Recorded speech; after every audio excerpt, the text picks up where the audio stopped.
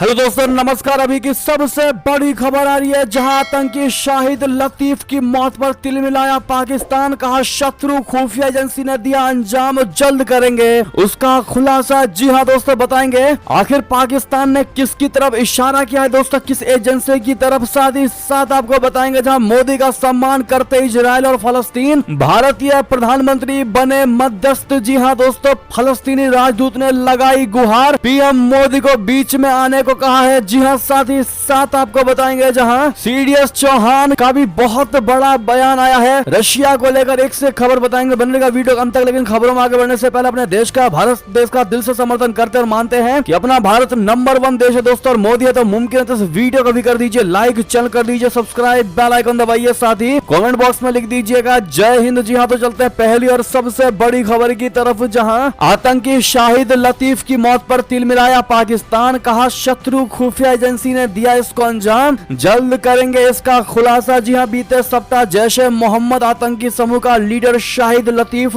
जो कि पठानकोट में भारतीय वायुसेना बेस पर 2016 के हमले का मास्टरमाइंड था, उसकी 11 अक्टूबर को एक मस्जिद में गोली मारकर हत्या कर दी गई थी। इसके साथ ही 2 अन्य लोगों की भी मौत हो गई थी। पाकिस्तान पुलिस ने दावा किया है कि उसने हत्या में शामिल 3 अपराधियों को गिरफ्तार कर लिया है। इसके साथ ही पाकिस्तान पुलिस ने भारत के most wanted terrorist Shahid Latif की हत्या को एक आतंकी घटना करार दिया। पाकिस्तान में पंजाब के पुलिस महानिरीक्षक डॉक्टर उस्मान अनवर ने कहा है कि इस हमले के पीछे एक दुष्ट राष्ट्र की शत्रु खुफिया एजेंसी का हाथ है। हालांकि पाकिस्तान ने किसी भी देश का नाम नहीं लिया। उन्होंने कहा कि हमारे पास इस घटना के सबूत हैं, जिन्हें जल्द ही कोर्ट के सामने रखा जाएगा। उन्होंने कहा कि सिंध प्रांत की पुलिस ने इस मामले में 3 आरोपियों को गिरफ्तार किया है। उन्होंने कहा कि अन्य संदिग्धों को भी सियालकोट, लाहौर, पाकपट्टन, कसूर और पंजाब के अन्य जिलों से हिरासत में लिया गया और उनसे पूछताछ की जा रही है। पुलिस प्रमुख अनवर ने कहा कि इस हमले की योजना पाकिस्तान के बाहर बनाई गई थी। उन्होंने कहा कि एक शत्रु देश की खुफिया एजेंसी ने एक व्यक्ति को पाकिस्तान भेजा था। हमारे पास सभी रिकॉर्ड है कि वो व्यक्ति कौन है जो यहाँ आया था, वो किससे मिला और यहाँ तक कि उसकी लोकेशन भी पता चली है। बहरहाल दोस्तों, उनका क्लियर कहना है कि ये शत्रु देश का बनाया हुआ प्लान था, जिसको हम जल्द उजागर करेंगे। बहरहाल कहीं ना कहीं पाकिस्तान का पूरा जो इशारा है दोस्तों, वो अपने भारत की तरफ होता हुआ दिखाई दे रहा है। लेकिन मुद्दा चाहे जो भी रहा हो, लेकिन भारत के दुश्मन मर रहे हैं, भारत के दुश्मनों को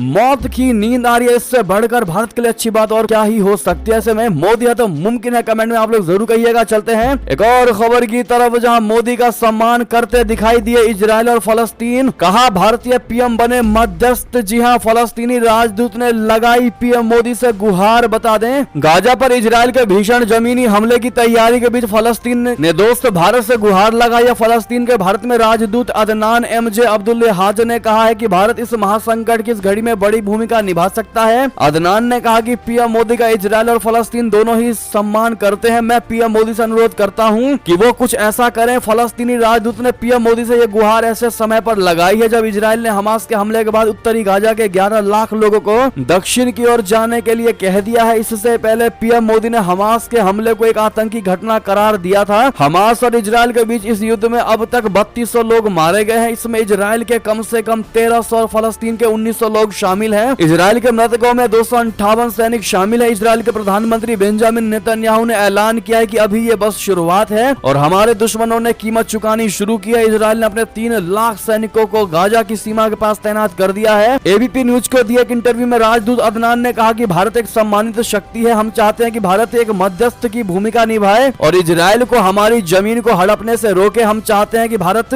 फलस्तीन के वेस्ट बैंक इलाके में रह रहे 22 लाख लोगों के लिए मानवीय मदद भेजे। उन्होंने कहा कि ओस्लो समझौते की हत्या हो गई है, अब 2 देश के हल का कोई महत्व नहीं बचा है। उन्होंने कहा कि दुनिया ने जिस तरह से इजराइल के साथ एकजुटता दिखाई, उतना कभी भी फलस्तीन के साथ नहीं दिखाया गया। उन्होंने ये भी कहा है कि अमेरिका को इस संकट का हल तलाश करना ही होगा। जी हाँ, अब ऐसे में दोस्तों, जिस प्रकार से फलस्तीन भारत के प्रधानमंत्री नरेंद्र मोदी जी से गुहार लगा रहा है कि पीएम मोदी को इन दोनों के बीच लड़ाई में मध्यस्थता करवाए और दोनों के बीच शांति को स्थापित करें, ऐसे में क्या पीएम मोदी को वाकई में इनके बीच मध्यस्थता करनी चाहिए दोस्तों, या बिल्कुल भी नहीं? आप लोग क्या कहते हैं कमेंट में लिखकर अवश्य बताइएगा। लेकिन इन खबरों से एक चीज तो माननी पड़ेगी कि भारत और भारत के प्रधानमंत्री मोदी जी की साख वाकई में पूरे दुनिया में, पूरे विश्व में सर्वोपरि बनती दिखाई दे रही है। जी हाँ दोस्तों, क्योंकि इससे पहले भी यूक्रेन के राष्ट्रपति जेलेंस्की ने मध्यस्थता कराने की बात कही थी यूक्रेन रशिया युद्ध में। बहरहाल इस पर आपका जो भी राय हो कमेंट में लिखकर अवश्य बताइएगा। लेकिन 2024 के लोकसभा इलेक्शन में क्या आपको भी यही लगता है कि पीएम मोदी ही होंगे अगले प्रधानमंत्री? बताइएगा जरूर दोस्तों, और वीडियो को जितना ज्यादा उसके शेयर करिएगा, आपके एक एक कमेंट को हम पढ़ेंगे। चलते और खबर की तरफ, जहां आईडीएफ का बहुत बड़ा दावा मारा गया। हमास का एरियल सिस्टम चीफ पिछले हफ्ते के हमले के दौरान दे रहा था आतंकियों को निर्देश। जी हां, इजरायल रक्षा बल ने यानी आईडीएफ ने शनिवार को कहा है कि इजरायली लड़ाकू विमानों के हमले में हमास का एक कमांडर मारा गया है, जो कि 7 अक्टूबर के हमले में शामिल था। हमास के द्वारा पिछले कुछ दिनों से इस्तेमाल किए जाने वाले ऑपरेशनल हेडक्वार्टर पर के दौरान ये कमांडर भी मारा गया। सीएनएन रिपोर्ट के मुताबिक आईडीएफ ने कहा कि हमले के दौरान आईडीएफ लड़ाकू विमानों ने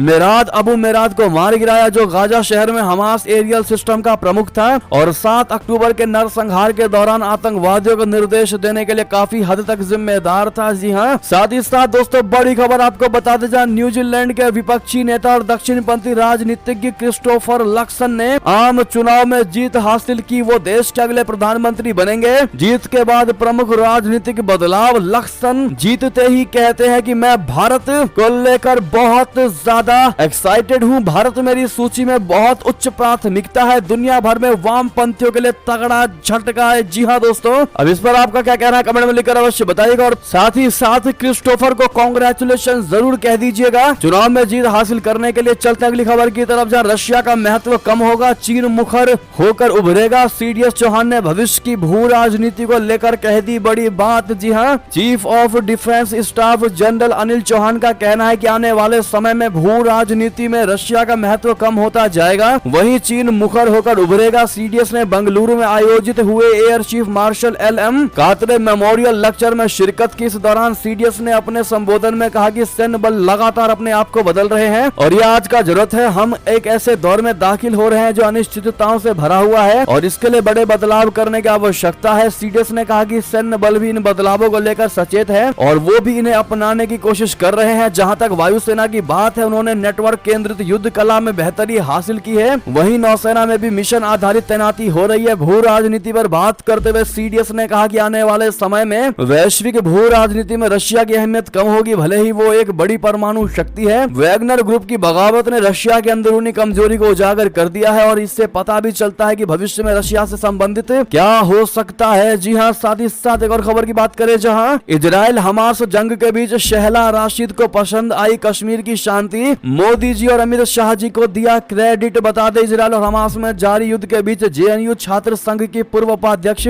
शहला राशिद को जम्मू कश्मीर की शांति पसंद आ रही है। उन्होंने इसके लिए प्रधानमंत्री नरेंद्र मोदी, गृह मंत्री अमित शाह जी और उपराज्यपाल मनोज सिन्हा सहित भारतीय सेना को इसका श्रेय दिया है। एक पत्रकार के ट्वीट को रीट्वीट करते हुए शहला ने लिखा कि मध्य पूर्व की घटनाओं को देखते हुए आज मुझे एहसास हो रहा है कि भारतीय होने के नाते हम कितने भाग्यशाली हैं। भारतीय सेना और सुरक्षा बलों ने हमारी सुरक्षा के लिए अपना सब कुछ बलिदान कर दिया है। शहला ने आगे लिखा कि कश्मीर में शांति लाने का श्रेय पीएम मोदी, गृह मंत्री अमित शाह जी, मनोज सिन्हा जी और भारतीय सेना को जाता है। इससे पहले लैला मगरिबी नाम की एक पत्रकार ने लिखा था कि हम सब कुछ खोते जा रहे हैं, इस बर्बरता से मैं अंदर से सुलग रही हूँ। मेरा इजरायली दोस्त इसका शिकार हो रहा है, मेरे फलस्तीनी मित्र का आतंक उसके परिवार का पंगु बना रहा है। मैं और अरब के हमारे सभी लोग इस आघात से सहम चुके हैं। जी हाँ, ऐसे में आर्टिकल 370 को निरस्त करने पर केंद्र की आलोचना करने वाली जेएनयू छात्र संघ की पूर्व उपाध्यक्ष शहला रशीद इससे पहले भी सरकार की सराहना कर चुकी है। इससे पहले उन्होंने कहा था कि कश्मीर में मानवाधिकार रिकॉर्ड लगातार सुधर रहे हैं। मौजूदा सरकार ने एक ही कोशिश में कश्मीरियों की पहचान के संकट को खत्म कर दिया है। स्वतंत्रता दिवस के दिन उन्होंने कहा था कि इस बात को स्वीकार करने में भले ही हैरानी हो रही है, लेकिन कश्मीर में मानवाधिकार रिकॉर्ड में सुधार हुआ है। नरेंद्र मोदी सरकार और जम्मू कश्मीर प्रशासन ने घाटी में लोगों की जान बचाने में मदद की है। यही मेरा दृष्टिकोण है। जी हाँ दोस्तों, ऐसे में अगर आप भी मानते हैं कि जो विपक्षियों को भी अपने पक्ष में कर ले उन्हीं का नाम पीएम नरेंद्र मोदी जी और वो भी अपने काम के बलबूते पर, तो कमेंट में लॉन्ग लिव मोदी जी जरूर कहिएगा। साथ ही साथ अगली खबर की बात करें, जहां आखिर ड्रैगन ने ऐसा क्या कह दिया कि भड़क गया इजराइल। राजदूत ने कहा चीन के बयान का स्तर हमारी तबाही से नहीं खाता मेल। जी हाँ, इजराइल ने हमास की ओर से किए जा रहे हमले पर चीन की ओर से स्पष्ट आलोचना नहीं किए जाने पर गहरी निराशा जाहिर की है। मध्य पूर्व मुद्दे के लिए चीनी सरकार के विशेष दूत के साथ अपनी बातचीत में इजराइल के राजदूत रफी हरफाज ने कहा कि इजराइल दक्षिणी इजराइल में नवीनतम घटनाओं पर चीन के बयानों और मीडिया रिपोर्टों से बहुत निराश है। इजरायली राजदूत ने कहा कि आतंकवादी संगठन हमास की ओर से निर्दोष नागरिकों के खिलाफ किए गए आतंकवादी हमलों और नरसंहारों के साथ साथ गाजा पट्टी में दर्जनों लोगों के अपहरण की कोई स्पष्ट निंदा यानी चीन की ओर से नहीं की गई, न ही इजराइल के अपने और अपने नागरिकों की रक्षा करने का अधिकार का कोई जिक्र किया गया। इजरायली राजदूत रफी हरपाज ने